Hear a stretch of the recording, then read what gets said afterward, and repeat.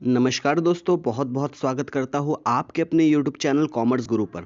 So friends, आज की इस वीडियो में हम बात करने वाले हैं रेशियो एनालिसिस के एमसीक्यूज़ के बारे में। तो हम स्टार्ट करते हैं और हम एक एक क्वेश्चन को थॉरली इन डेप्थ सॉल्यूशन देखने वाले हैं। तो चलिए हम आते हैं पहले क्वेश्चन पर। हमारे पास पहला क्वेश्चन है, determine the debtor turnover ratio. क्या कैलकुलेट करना है आपको? Debtor turnover ratio. तो हमारा डीटीआर का फॉर्मूला क्या होता है? हमारा डेटर टर्नओवर का फॉर्मूला होगा net credit sale divided by average debtors. तो हमें नेट क्रेडिट सेल की ज़रूरत पड़ेगी और एवरेज डेटर्स की ज़रूरत पड़ेगी। तो हम क्वेश्चन आगे पढ़ते हैं। इफ़ क्लोजिंग डेटर इज़, हमें क्लोजिंग डेटर पता चल गया 40,000, हमें कैश सेल्स बता रहा है 25% है ऑफ क्रेडिट सेल। ओके, यानी कि अगर सपोज मेरा टोटल सेल कैसे निकलेगा? Cash cell plus credit sale करके। टोटल सेल कैसे निकलेगा? Cash cell plus credit sale करके। तो मेरा जितना क्रेडिट सेल होगा, फॉर एग्जांपल मेरा 100% क्रेडिट सेल है, इसका 25% कैश सेल होता है बोल रहा है। मतलब मेरा टोटल सेल कितना परसेंट है? अपने आप में 125% टोटल सेल है, 25% कैश सेल है और क्रेडिट सेल 100% है। तो आगे और क्वेश्चन पढ़ते हैं। आगे लिखा है and excess of the closing debtor or opening debtor is 20,000। और ये जो मेरा क्लोजिंग डेटर है, ये मेरे ओपनिंग डेटर के कंपैरिजन में, 20,000 एक्सेस है।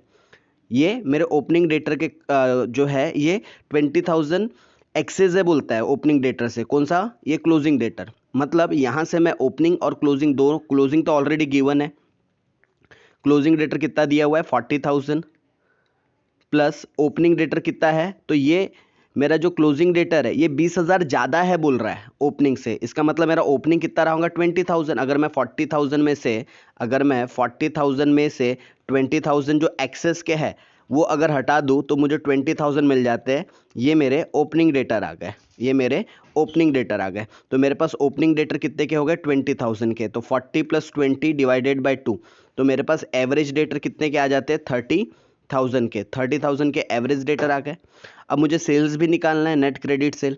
तो आगे और क्वेश्चन पढ़ते हैं। तो हमें टोटल सेल दिया 1,50,000। ये टोटल सेल 1,50,000 अपने आप में 125% है। तो 100% की वैल्यू कितनी? तो ये हमारा नेट क्रेडिट सेल आता है 1,20,000 का। इसे मैं अगर सिंप्लीफाई कर लूँ तो हमारा आंसर आता है 4 टाइम।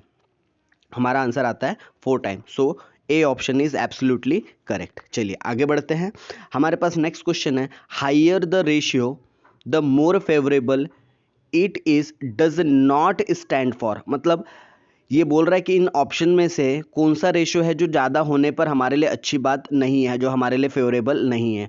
तो देखो, ऑपरेटिंग रेशियो। ऑपरेटिंग रेशियो का मतलब क्या होता है? जो एक्सपेंसेस होते हैं, COGS प्लस जो ऑपरेटिंग एक्सपेंसेस होते हैं, उसको हम क्या कहते हैं? ऑपरेटिंग रेशियो कहते हैं। तो ये ऑपरेटिंग खर्चे का रेशियो जितना ज़्यादा जाएगा ना, उतना हमारे लिए फेवरेबल नहीं होगा। मतलब ये स्टेटमेंट बिल्कुल परफेक्ट, ये रेशियो परफेक्ट सूट कर रहा है दिस स्टेटमेंट के ऊपर। तो ये हमारा आंसर होना चाहिए। बट हम बाकी भी ऑप्शंस को एक बार रीड कर लेते हैं। Liquidity ratio higher is better. क्यों? क्योंकि जितना ज़्यादा मेरा लिक्विडिटी रेशियो रहेगा उतनी मेरी शॉर्ट टर्म की सॉल्वेंसी ज़्यादा रहेगी। Net profit is also higher is better, क्योंकि जितना मेरा प्रॉफिट मार्जिन ज़्यादा रहेगा वो मेरे लिए बेटर रहेगा। स्टॉक टर्नओवर रेशियो भी higher is better. Stock turnover भी हमारे लिए क्या रहना चाहिए? हायर रहना चाहिए। तो परफेक्ट है, ये तीनों तो फेवरेबल है, बट ऑपरेटिंग रेशियो हायर रहा तो फेवरेबल नहीं है। तो ए आपका ऑप्शन सही है।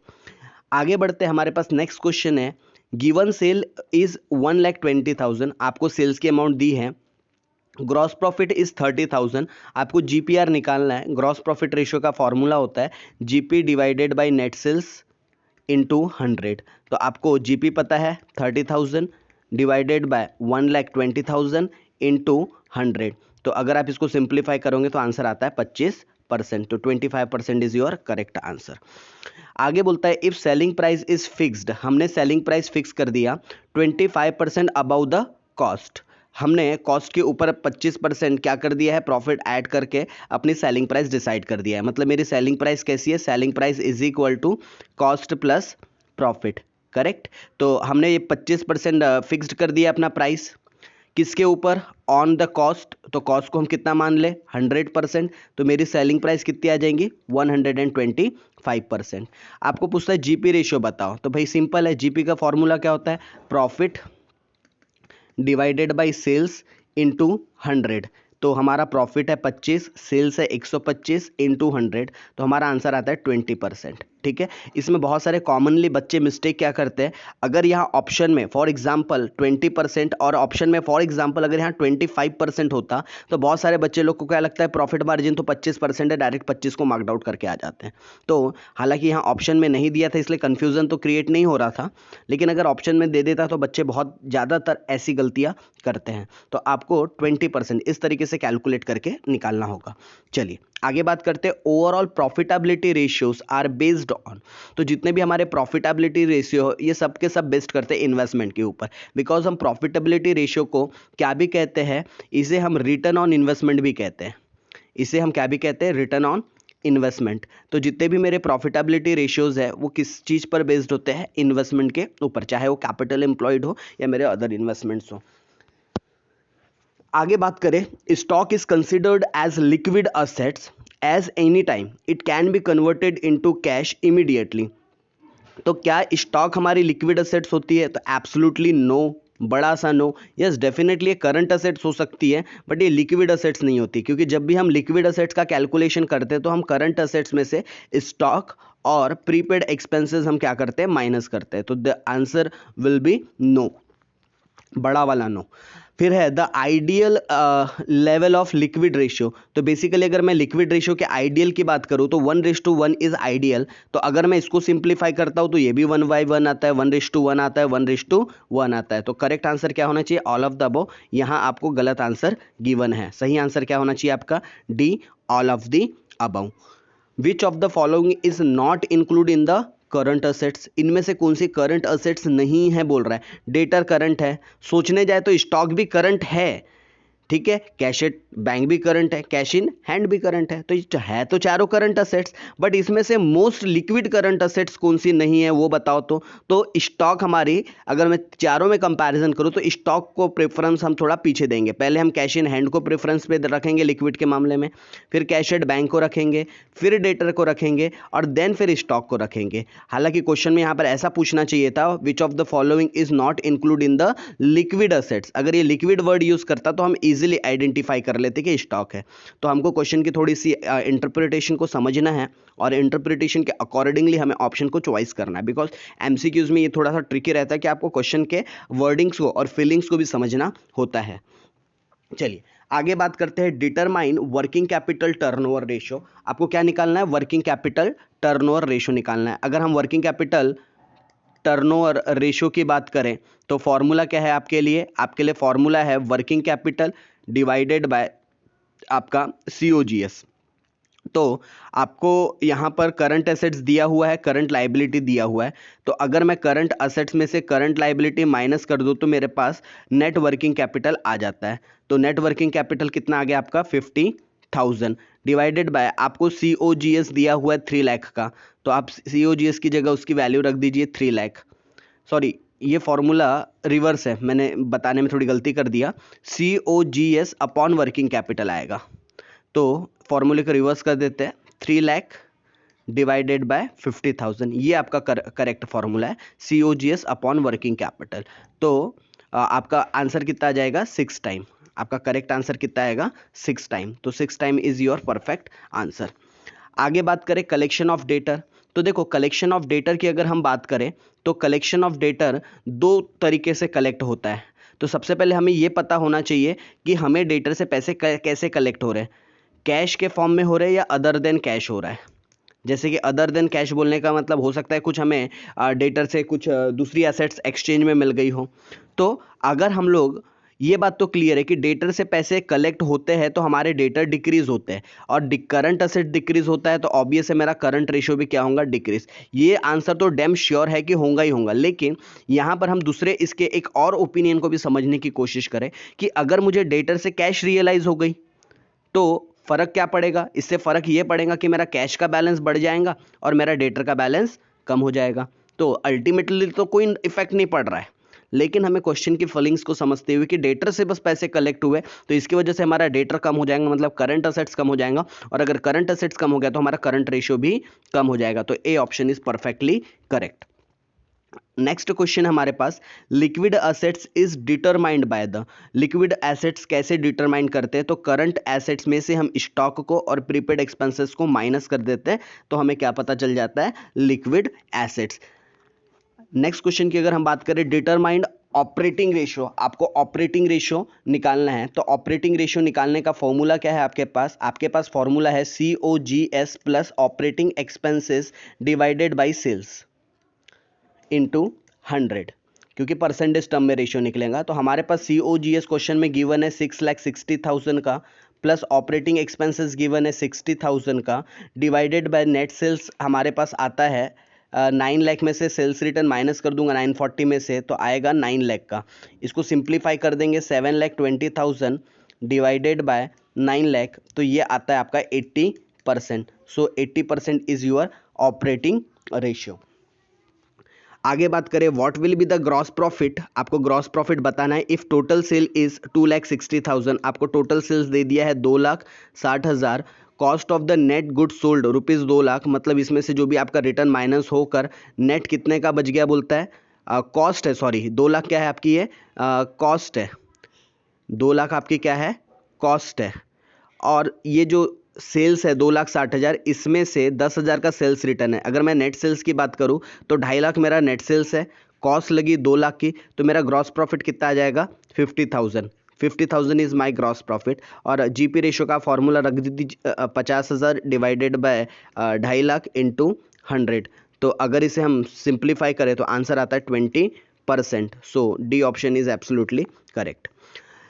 नेक्स्ट क्वेश्चन की बात करें, liquid ratios are expressed in, तो याद रखिएगा लिक्विड रेशियो को हमेशा हम प्योर रेशियो में एक्सप्लेन करते हैं, लाइक 1:1, 2:1, 1.5:1, तो ये हमें प्योर रेशियो के फॉर्म में मिलते हैं। तो आंसर क्या आना चाहिए आपका? प्योर रेशियो, बिकॉज लिक्विडिटी को हम परसेंटेज या टाइम में डिनोट नहीं करते। परसेंटेज के लिए हम बेसिकली जो प्रॉफिट एंड लॉस अकाउंट्स के थ्रू जो बेस्ड होते हैं वो हम परसेंटेज में शो करते हैं, और जितने भी टर्नओवर रेशियोज होते हैं उसे हम टर्नओवर रेशियो को रेट और टाइम में डिनोट करते हैं। तो इसका सही आंसर क्या है आपका? Pure ratio. Return on proprietor का मतलब क्या होता है? जो शेयर होल्डर्स के फंड होते हैं, जो हमारा कैपिटल एम्प्लॉयड होता है, उसके ऊपर जो हमें रिटर्न मिल रहा है उसे हम रिटर्न ऑन प्रोप्राइटर्स कहते हैं। तो इसे रिटर्न ऑन नेटवर्थ कहते हैं क्या? यस, क्योंकि net worth belong to the shareholders. Return on shareholder fund कहेंगे? Absolutely return on shareholder fund कहा जाता है। Return on shareholder investment, yes, क्योंकि रिटर्न ऑन प्रोप्राइटर का मतलब ही होता है शेयर होल्डर को पैसे वापस करने, कि उनको उनके पैसों के ऊपर हम कितना पैसे कमा रहे हैं, कितना रिटर्न कमा रहे हैं हम शेयर होल्डर के फंड के ऊपर। तो करेक्ट आंसर क्या होना चाहिए आपका? D, all of the above. Next question की बात करें, डिटरमाइन स्टॉक टर्नओवर रेशियो, आपको स्टॉक टर्नओवर रेशियो निकालना है। आपको क्या दिया हुआ है? ओपनिंग स्टॉक दिया है, क्लोजिंग स्टॉक दिया है। अच्छा जी, अगर हम ओपनिंग और क्लोजिंग दोनों को ऐड करके डिवाइडेड बाय 2 कर दे तो हमें क्या पता चल जाएगा? Average stock. तो हमारे पास एवरेज स्टॉक कितना आ गया? हमारे पास एवरेज स्टॉक आ जाता है 30,000 का। 31 + 29 डिवाइडेड बाय 2 करेंगे तो एवरेज स्टॉक कितना आ जाएगा हमारे पास? 30,000 का। ये हमारा एवरेज स्टॉक आ गया। उसके अलावा आपको क्या दिया हुआ है? 3,20,000 हमारे पास सेल्स है और ग्रॉस प्रॉफिट है 25% ऑन सेल। तो अगर हमें फॉर्मूले में क्या लेना होता है? COGS divided by average stock. COGS कैसे निकल जाएगा? तो COGS आपका निकल जाएगा सेल्स में से हम GP माइनस कर दे। तो अगर मैं 3,20,000 में से माइनस कर देता हूँ 25%, तो मेरा जो COGS है वो आता है 2,40,000, और 2,40,000 डिवाइडेड बाय 30,000 कर दूंगा तो आंसर आएगा 8 टाइम्स। तो 8 times is your perfect answer.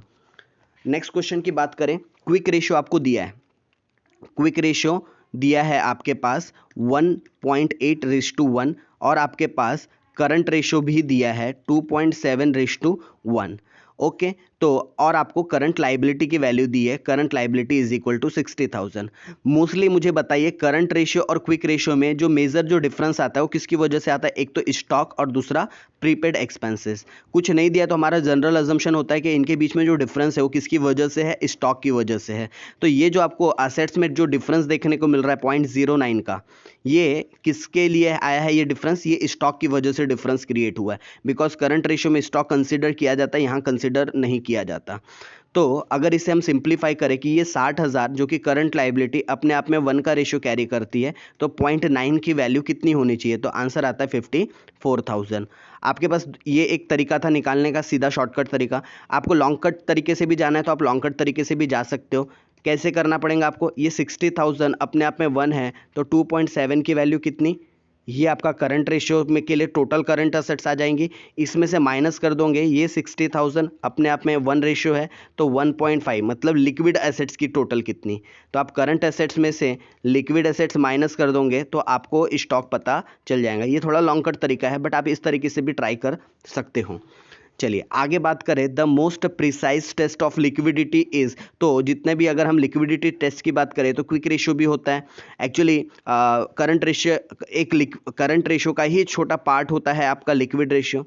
तो यहाँ पूछा है मोस्ट प्रिसाइज टेस्ट, इनमें से सबसे परफेक्ट कौन सा है, प्रिसाइज कौन सा है? तो हम कहेंगे absolute liquid ratio is most precise ratio, absolute ratio. आगे बात करें डेब्ट इक्विटी रेशियो की, तो इज अ सब पार्ट ऑफ, ये किसका सब पार्ट है? तो शॉर्ट टर्म का है क्या? नो। लॉन्ग टर्म का है क्या? यस, क्योंकि डेब्ट इक्विटी रेशियो लॉन्ग टर्म के लिए फाइंड आउट की जाती है। डेटर टर्नओवर रेशियो है क्या? नो। तो करेक्ट आंसर क्या है आपका? बी। आगे बात करें लिक्विड रेशियो को हम क्या क्या नाम से भी जानते हैं? क्विक रेशियो बोलते हैं क्या? यस बोलते हैं। एसिड टेस्ट रेशियो बोलते हैं क्या? यस बोलते हैं। वर्किंग कैपिटल बोलते हैं क्या? नो। Stock turnover? नो। तो करेक्ट ऑप्शन क्या है? A and B. तो ए एंड बी मतलब फर्स्ट ऑप्शन। तो ये आपका करेक्ट आंसर है। तो ये हम लोगों ने कुछ क्वेश्चंस डिस्कस किए रेशियो से रिलेटेड। हम नेक्स्ट पार्ट में बात करेंगे आगे के क्वेश्चन के। इस वीडियो के लिए इतना ही। जल्दी से चैनल को सब्सक्राइब कीजिए और नोटिफिकेशन बेल को प्रेस कीजिए ताकि सबसे पहले वीडियो आप तक आ सके। धन्यवाद दोस्तों।